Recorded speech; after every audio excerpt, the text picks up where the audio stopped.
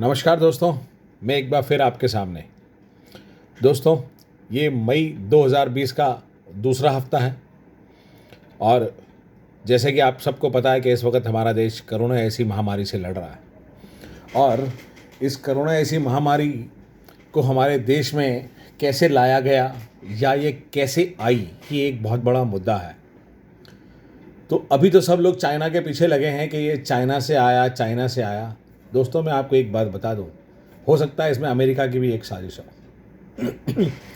इस वर्ल्ड में अमेरिका और चाइना, ये इस धरती के दो ऐसे कमीने देश हैं, ये ऐसे कमीने देश हैं, अपने फ़ायदे के लिए ये कितना भी गिर सकते हैं, कितना भी गिर सकते हैं, और वही हो रहा है।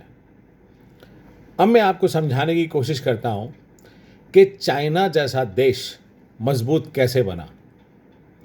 उसको मजबूत बनाने में हमारे जैसे हिंदुस्तानियों का हाथ है, हिंदुस्तान की सरकार का हाथ है, हिंदुस्तान की जो तानाशाह राजनीति है उसका हाथ है। हिंदुस्तान में जितने सरकारी डिपार्टमेंट, जितने सरकारी महकमे हैं, उनका हाथ है। वहाँ काम कर रहे ऑफिसर्स, उनका हाथ है। अब वो कैसे, मैं आपको समझाने की कोशिश करता हूँ। वीडियो को पूरा देखिएगा, तब आपको पता लगेगा कि चाइना को मजबूत कैसे बनाया गया और हिंदुस्तान की बर्बादी क्यों होती जा रही है। दिन ब दिन डॉलर का रेट बढ़ता आ रहा है, इंडियन करेंसी कौड़ियों के दाम होती जा रही है। आज से 100 साल पहले हिंदुस्तान के 1 रुपए के बराबर $18 थे। कितने? 1 रुपए के बराबर $18। अभी हिंदुस्तान के रुपए की वैल्यू 18 इंटू 70 मल्टीप्लाई करो, उतनी माइनस में हो गई है। ठीक है, तो अभी देश की बर्बादी का कारण और चाइना की मजबूती का कारण ये है, हमारे हिंदुस्तान में अगर कोई इंडस्ट्रियलिस्ट या कोई बिजनेसमैन अगर एक फैक्ट्री लगाना चाहता है तो सबसे पहले उसको ना एक प्रोजेक्ट रिपोर्ट बना करके सबमिट करनी पड़ती है और एक प्लॉट के लिए एप्लीकेशन देनी पड़ती है। और आपको पता है कि उसका प्रोजेक्ट कितना भी अच्छा हो, कितना भी वाइबल हो, कितना भी अच्छा तरह से प्रेजेंट किया हो, लेकिन बिना रिश्वत के उसको प्लॉट नहीं मिलता। ये एक सच है। और अगर प्लॉट मिल गया रिश्वत दे के या जुगाड़ लगा के, उसके बाद में आप नक्शा बनाइए, नक्शा पास कराइए। जब आप नक्शा पास कराते, बिना पैसे दिए आपका नक्शा पास नहीं हो सकता। ये मेरा चैलेंज है हिंदुस्तान में। और जब नक्शा पास हो गया तो आप कंस्ट्रक्शन शुरू कर दीजिए। फिर उसके बाद में जब आपका रोड़ी रेता सड़क पे आ जाता है तो फिर आपको पता है ना कौन आता है। और उसके बाद में फिर कहते हैं भाई साहब हमें भी खर्चा दे दो, और उनको खर्चा ना दो तो आपको दुखी करना शुरू कर देंगे, फिर आप काम नहीं कर सकते। उनका मुंह बंद करके आप कंस्ट्रक्शन शुरू करते हैं और आपकी बिल्डिंग तैयार हो जाती है। अब आपको फायर का एनओसी चाहिए। आपने पूरी बिल्डिंग, जो मैप आपके पास अप्रूव था उसके अकॉर्डिंगली आपने बनाई, लेकिन क्या मजाल, क्या फायर की अप्रूवल ले ले? सर, जब तक फाइल पे वज़न नहीं रखेंगे आपकी फायर की अप्रूवल भी नहीं होगी। वो होने के बाद अब आपको प्लांट एंड मशीनरी चाहिए। प्लांट एंड मशीनरी के लिए बैंक में जाओ लोन के लिए, तो लोन की फाइल पे थोड़ा वज़न रखो तो फिर लोन पास होता है। फिर बारी आई प्लांट एंड मशीनरी की। प्लांट एंड मशीनरी अब दो तरह के हैं, एक हिंदुस्तान में बनने वाला और एक बाहर से आने वाला। हिंदुस्तान में आपको पता है कि कितने प्लांट एंड मशीनरी बनते हैं, तो लोग चाइना और ताइवान की तरफ भागते हैं और कोरिया की तरफ भागते हैं। अगर आप वहाँ से प्लांट एंड मशीनरी लेके आते हैं तो कस्टम वाले मुंह फाड़ के खड़े रहते हैं। वहाँ पैसे दो, मशीन लगाओ। अब आपका प्रोडक्शन भी शुरू हो गया, रॉ मटेरियल आ गया, लेबर आ गई, आपका काम शुरू हो गया, तो थोड़े दिन में बिजली वाले आ जाते हैं कि भाई साहब आपका लोड कितना है चेक कराओ। तो भाई साहब उनका भी महीना बांध दो, उनका महीना बंध गया।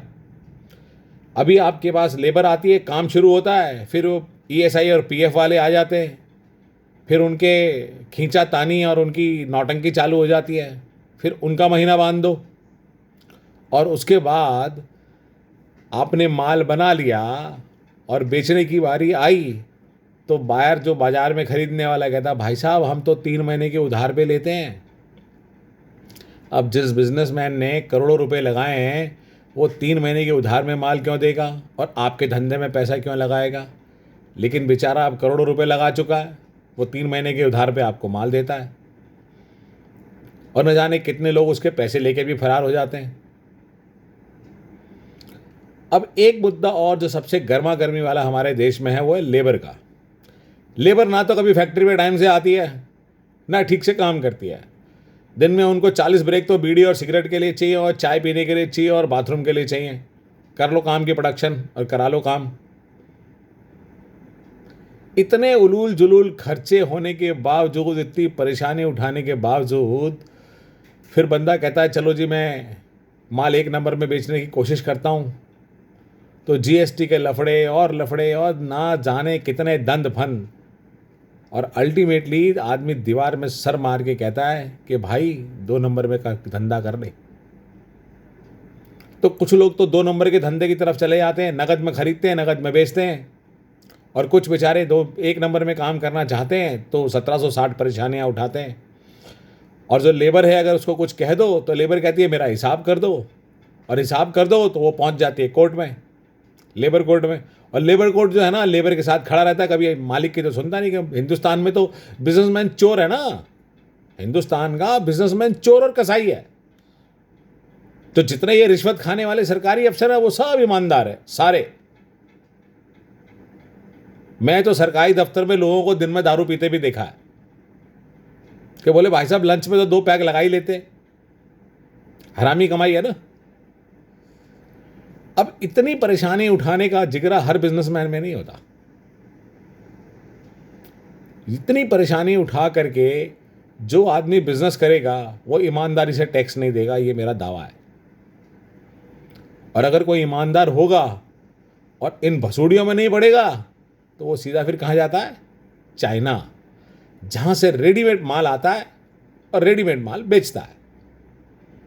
और जैसे ही वो हिंदुस्तान छोड़ के चाइना चला गया तो भाई साहब देश का रेवेन्यू तो गया, इंडस्ट्री ख़त्म, बेरोजगारी बढ़ना शुरू, जीडीपी में इम्पैक्ट ख़त्म। तो अल्टीमेटली मैं ये कहना चाहता हूँ इस देश के इंडस्ट्री को बर्बाद करने में जितनी भी सरकारी स्कीमें या एक इंडस्ट्री को चलाने में जितने भी डिपार्टमेंट का रोल है वो सब जिम्मेदार हैं हमारे देश की बर्बादी में। दोस्तों अगर मेरी ये बात आपको सही लगी हो तो आप शेयर ज़रूर करिएगा, क्योंकि ये दर्द हर उस बिजनेसमैन का है जो ईमानदारी से काम करना चाहता है।